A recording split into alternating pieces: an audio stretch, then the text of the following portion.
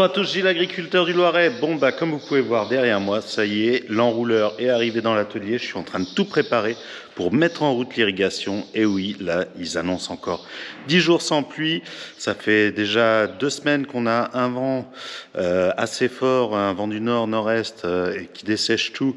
Et puis surtout, on est reparti avec de la chaleur. Et là, mes tournesols, toujours eux, grosse saga des tournesols cette année. Les tournesols que j'ai réussi à semer la semaine dernière, on a perdu du temps pour avoir les semences, c'était compliqué.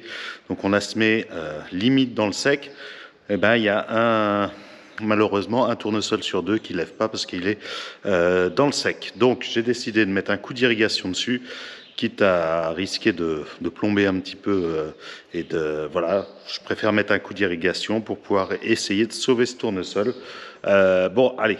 On va tout mettre en route, donc là on est dimanche matin et je me suis dit que j'allais faire tranquillement la révision de l'enrouleur juste avant son départ. Donc là je viens de lui remettre un petit peu d'huile dans la boîte de vitesse, ça c'est bon, c'est à niveau, on peut le voir ici. Là il faut que je revérifie toute la partie électrique, donc déjà je lui ai remis une batterie, maintenant on va allumer. Donc ça c'est bon, l'ordinateur fonctionne bien. On va presser INC, il faut que la petite vanne qui est là-haut fasse un petit clac. Si c'est le cas, ça veut dire que la partie dépression, donc arrêt automatique du canon va fonctionner. Écoutons, ça fait le clac. Donc le clac c'est par cette petite électrovanne qui va venir ouvrir ou fermer le déclenchement derrière. Par contre, j'ai pas entendu le bypass fonctionner, donc ça c'est un petit moteur, ça y est.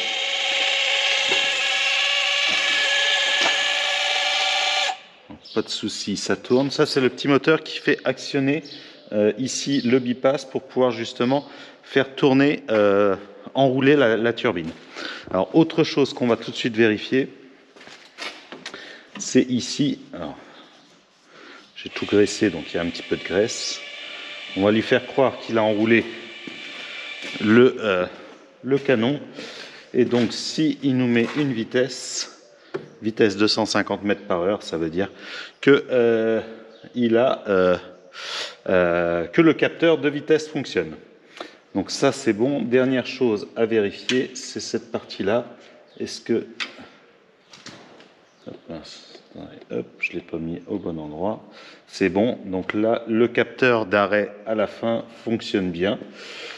Et ça m'a l'air pas mal. Un petit coup de graissage pour terminer. Il faut que je retrouve le bouchon là-haut. Et je pense que... et puis la pression des pneus. Et je pense que c'est bon. L'enrouleur va être prêt pour cette année. Donc on va l'emmener au champ, le dérouler, le préparer. Et puis après, on va s'attaquer à la partie pompe. Champ de tournesol. Et voilà ce que ça donne. On a quelques petits tournesols de la nouvelle levée qui sont en train de lever. Là vous voyez il y en a un, là il y en a un autre, entre les deux il en manque un. Et sûrement que celui-là il est dans le sec, il n'est pas parti. Donc l'objectif ça va être de remouiller ça pour qu'on ait vraiment une levée homogène. Alors il y a des places où ça lève entre guillemets plutôt bien, là il y en a un autre, là un.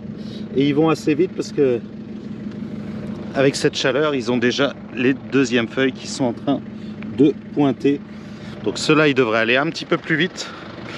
Et j'ai les quelques-uns qui ont survécu, les anciens tournesols comme celui-là, qui eux sont beaucoup plus développés. Alors on voit qu'on a semé les anciens, on les voit, et on a ressemé entre les rangs. Ça, c'est l'avantage du GPS.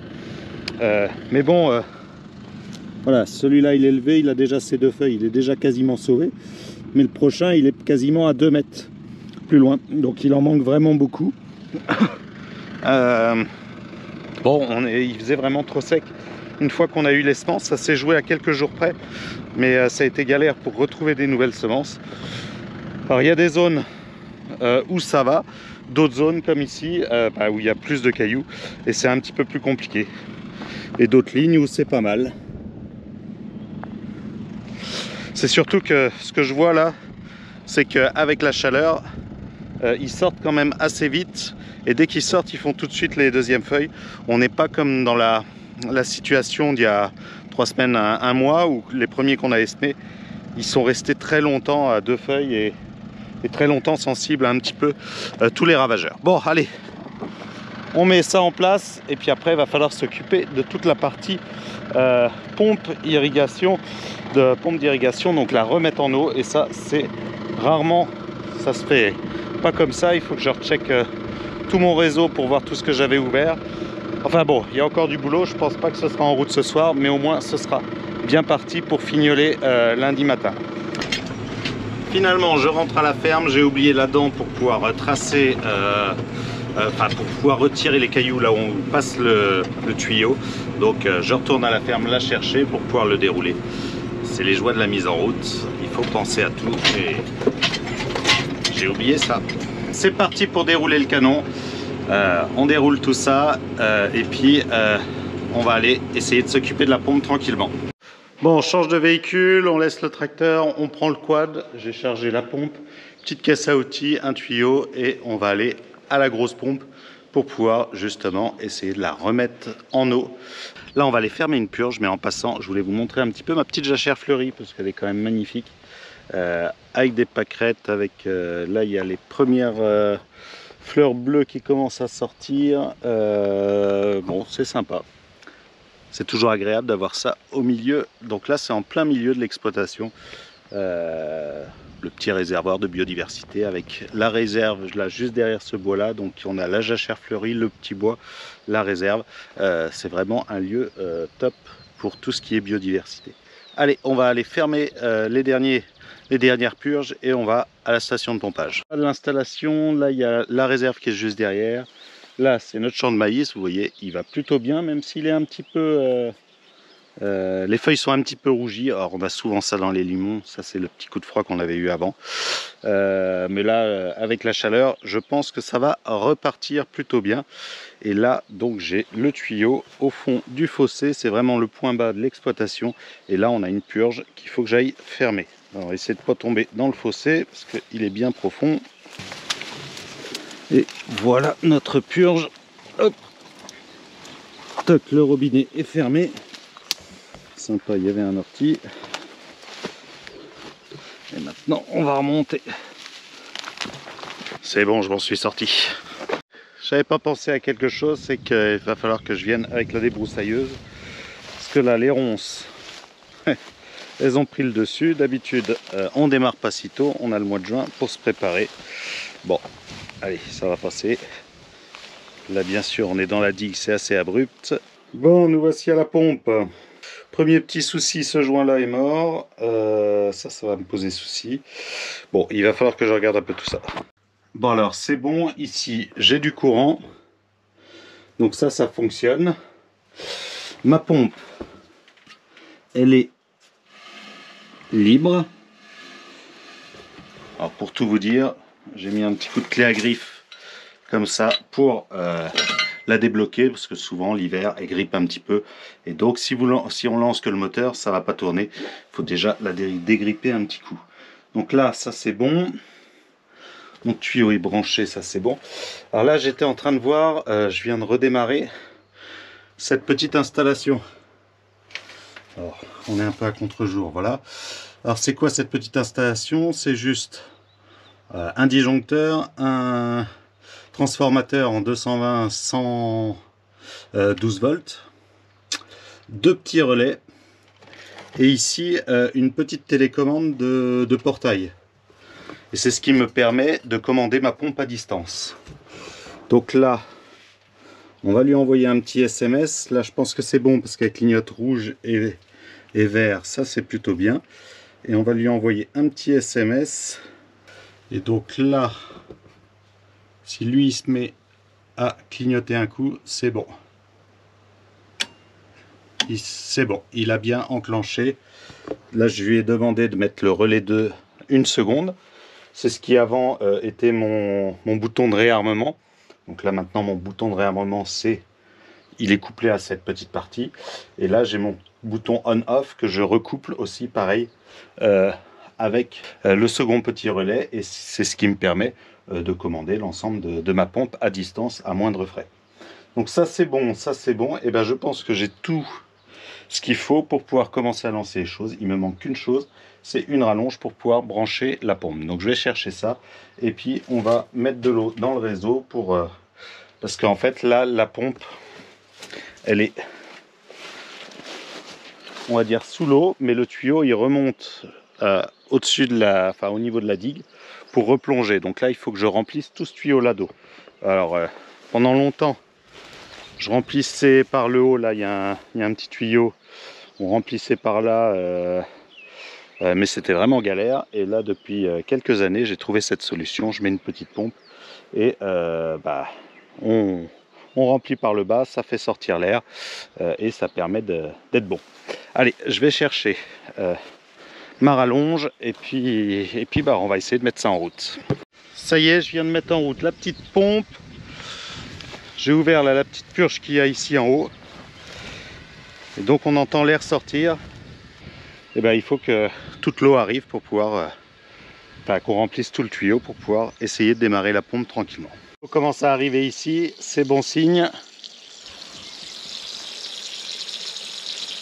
Bon, je viens de la mettre en route.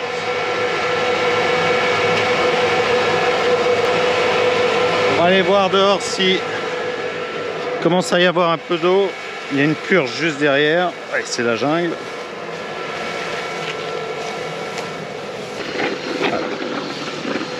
Là c'est bon, là il y a de l'eau qui sort, c'est bon signe.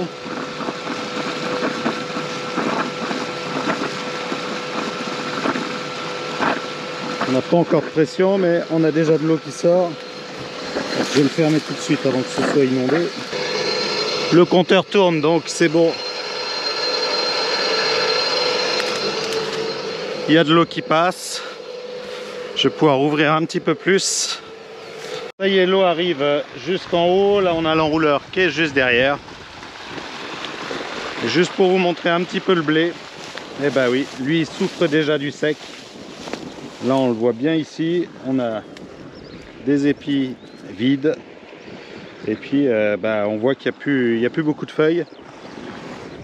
On voit les premiers ronds secs commencer à se dessiner. Bon, dans la parcelle, c'est beaucoup mieux, mais malheureusement, je vais pas avoir d'eau pour pouvoir mettre sur les blés, puisque j'ai les tournesols, j'ai 20 hectares de tournesol cette année, 15 hectares de maïs, j'en ai fait moins que les autres années. D'habitude, je suis à 25, mais j'ai plus de tournesol et j'ai les oignons aussi à irriguer. Donc comme je suis sur la réserve, mon eau est comptée, donc si je mets un tour sur les blés, malheureusement, j'en aurai pas assez pour les maïs. Donc on va déjà en mettre sur les tournesols. Là il faut sauver la culture.